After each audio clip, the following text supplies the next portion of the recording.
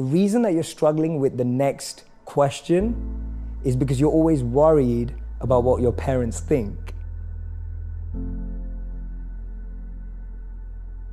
And that really stayed in my head. I was just like, wow, so as long as I'm trapped by what my parents think, I can actually never find the answers to the real questions of life.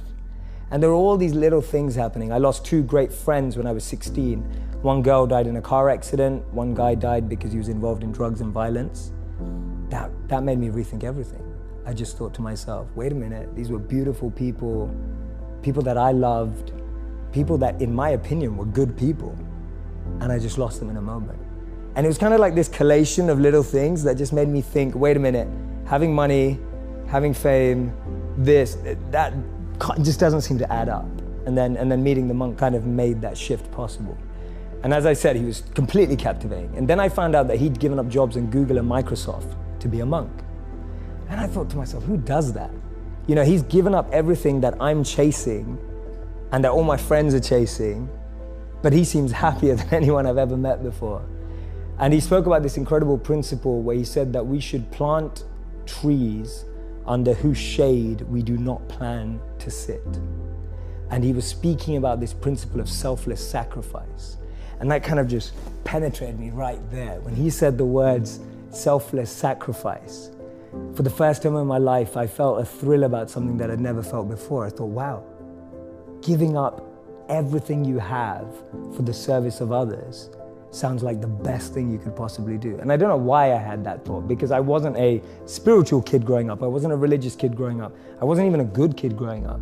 I was just a rebel, a misfit, trying things out, an experimenter, which I still consider myself. And so what I started to do is I was interning at companies and firms and corporates, thinking I was getting a grad job afterwards. And then I'd spend the rest of my summer holidays interning in India, living with him as a monk.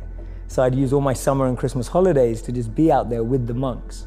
And he introduced me to another 200 to 500 monks that were just like him, just as smart, just as bright, giving up everything they had and using all their skills to make the world a better place. I believe the moment was I've always had friends who are older than me. And I could see a lot of them in the most successful careers, successful jobs, beautiful partners, whatever it was. But I saw a sense of lack of fulfillment, meaning and purpose in their lives.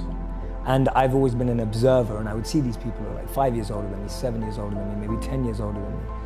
And I'd be watching them and go, is that the life I want? And often the advice I give to people today is fast forward where you are, look at yourself in 10, 15, 20 years time, and ask yourself the question, is that where I want to be?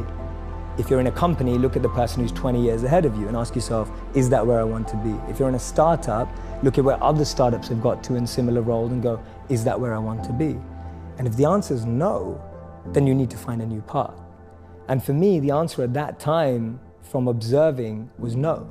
The path that my parents or society or the university I went to or the community I had that was carving out for me, it didn't feel like the path for me. So I was almost seeking an alternative or a new path. I was just so fortunate that it happened to be an uplifting, powerful path as opposed to something that could have actually taken me down the wrong road, because that could have been possible too. And we talk about this in business all the time. If you want to be a billionaire, spend time with billionaires. If you want to be a millionaire, spend time with millionaires. If you want to be a tech startup, spend time with, that's the common rhetoric that we hear all the time. But what if you want to find purpose and master the mind? There's no one better than a monk who's mastered the mind. So for me, the first step is just opening yourself up to new experiences and new role models.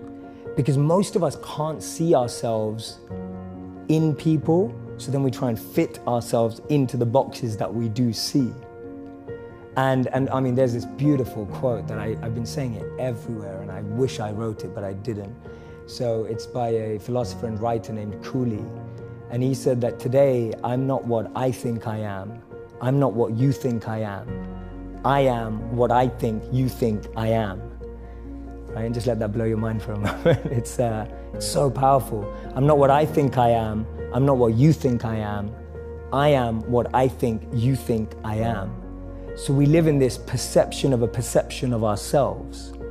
Hence, my identity is made by what my parents think I should be.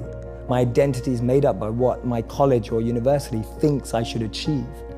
While you're living in that bubble and that echo chamber, getting to what you really want to do is impossible because maybe that just doesn't fit. And I think so many people feel that way today, that they don't fit into the current education system. They don't fit with the 3 or 4 or 5 careers that you're taught exist. So that process of self-excavation and actualization first requires being exposed. You can't be what you can't see. If I never saw a monk, I would never have wanted to be a monk. If I never meet a billionaire, I wouldn't want to be one because I wouldn't know what that feels like. I don't know what it looks like. I don't know what it takes. And I think that's the biggest challenge of our society, that we're not exposed. So that's the first step, being exposed to unique experiences and role models. Second step is finding that experience or role model that you're passionate about, and exactly like you said, taking it seriously.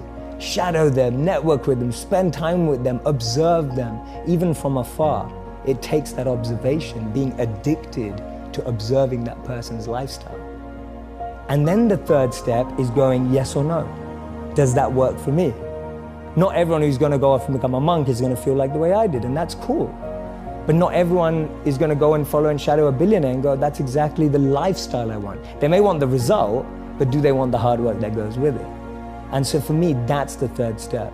It's observing, focusing, shadowing, getting as close to the process of that individual, and then going yes or no. Do I want that process?